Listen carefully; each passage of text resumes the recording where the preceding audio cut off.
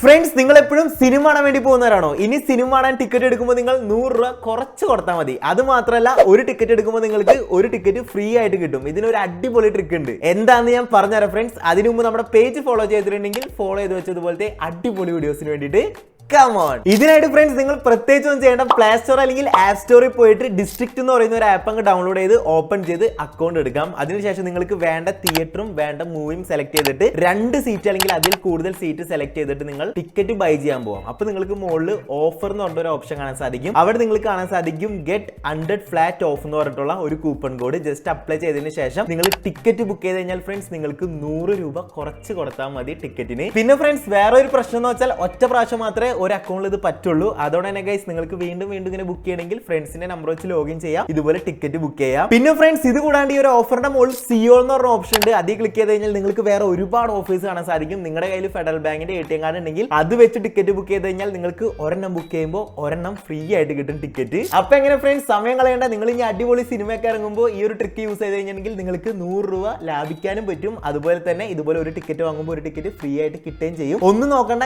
എപ്പോഴും മൂവിക്ക് വന്ന് നിങ്ങളുടെ ഫ്രണ്ട്സിനെങ്കിൽ ഷെയർ ചെയ്ത് ഓർത്തോ, അവർക്ക് ഉറപ്പായിട്ടും യൂസ്ഫുൾ ആവും.